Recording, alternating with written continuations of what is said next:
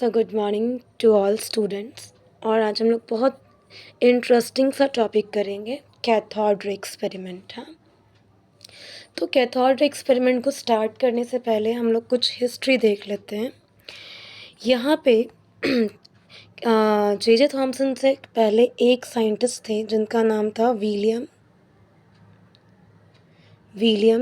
Crook. Okay, and William Crook ने ये कहा था कि एज वी ऑल नो कि गैसेस जो हैं वो as a bad conductor of heat behave करते हैं, हम लोग सबको पता है ना। तो बट विलियम क्रुक कुछ ऑब्जर्व किए और वो क्या बताए कि नहीं, अगर हम क्या करेंगे, अगर हम जो गैसेस है उसको रिड्यूस कर दें, मतलब गैसेस को प्रेशर को अगर कम कर दे तो गैस भी एक गुड कंडक्टर ऑफ हीट की तरह बिहेव करता।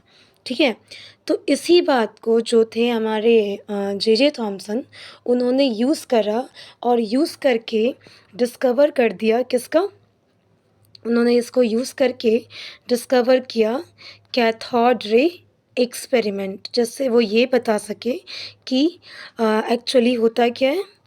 हमारा जो एटम है उसमें कुछ सब एटमिक पार्टिकल्स भी प्रेजेंट है। ओके, सो चलिए शुरू करते हैं।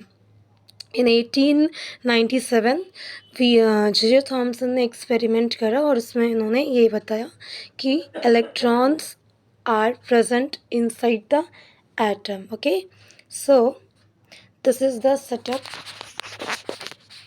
अब यहाँ देखते हैं, ये हमारा डिस्चार्ज ट्यूब है। Okay, this is our discharge tube, this battery, and the battery is a high voltage generator. ठीक है, अब इस बैटरी से करंट फ्लो होना शुरू हुआ। So current flows to the cathode, this is your electrode cathode, जो कि नेगेटिवली चार्ज है, एंड एनोड जो कि पॉजिटिवली चार्ज है। तो जब कैथोड पे जो भी करंट फ्लो करके कैथोड पे स्ट्राइक किया तो कैथोड से एक रे और स्ट्रेट लाइन रेज निकलना शुरू हुआ। जो रेस क्या था, स्ट्राइक कर रहा था हमारे दूसरे इलेक्ट्रोड को, जो था हमारा anode. So the rays coming from cathode strikes to anode, and जैसे कि ये रेस स्ट्राइक कर रहा था एनोड पे, so that it is visible to us, इसी वजह से वो ट्रांसपेरेंट ग्लास ट्यूब यूज़ किए थे ताकि जो रेस पास ऑन हो वो विजिबल हो। ओके, इसके बाद यहाँ पे उन्होंने यूज़ करा है एक स्क्रीन जिसको सोडा ग्लास स्क्रीन कहा।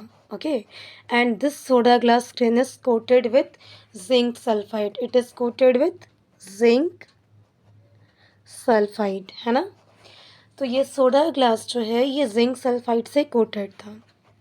तो जब भी, और zinc sulphide is acts as a fluorescent. हाँ, तो जब भी लाइट पार्टिकल्स यहाँ स्ट्राइक कर रहा था, ये सोडा ग्लास जो है ये ग्लो कर रहा था, एंड एज इट ग्लोज तो ये क्या सिंबलाइज कर रहा था कि जो करंट फ्लो कर रहा है इसमें जो चार्जेस है वो यहाँ स्ट्राइक कर रही है। ठीक है, अब इससे इतना ये तो क्लियर हो गया था कि एटम्स के अंदर सब एटमिक पार्टिकल्स वो प्रेजेंट होते हैं। ओके, बट अब ये सब एटमिक पार्टिकल्स के पास कौन सी चार्ज है। For the confirmation of this, J Thompson ने चार्ज प्लेट्स यूज़ किया।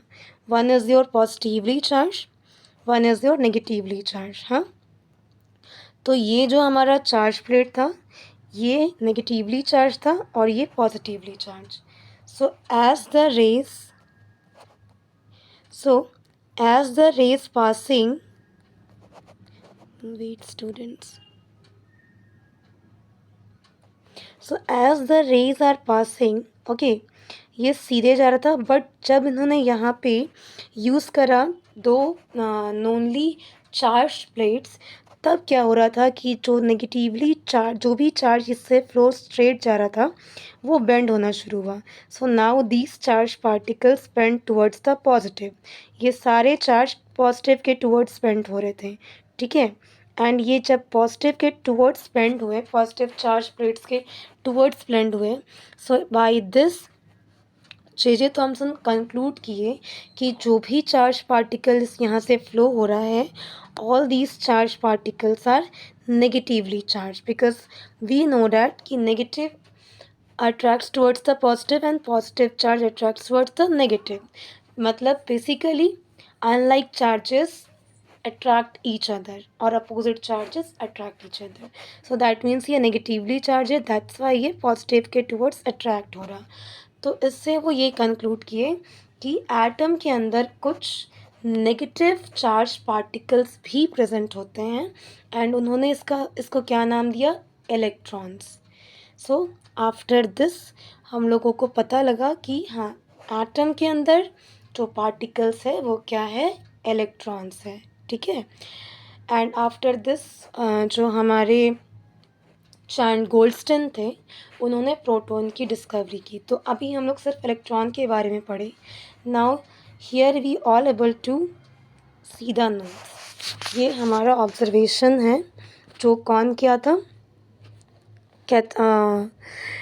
जे थॉमसन अपने एक्सपेरिमेंट के बाद इन सब चीज़ों को ऑब्जर्व किए. Okay, so this is our observation and this one is our properties of cathode ray and conclusion. Okay, that's all about it.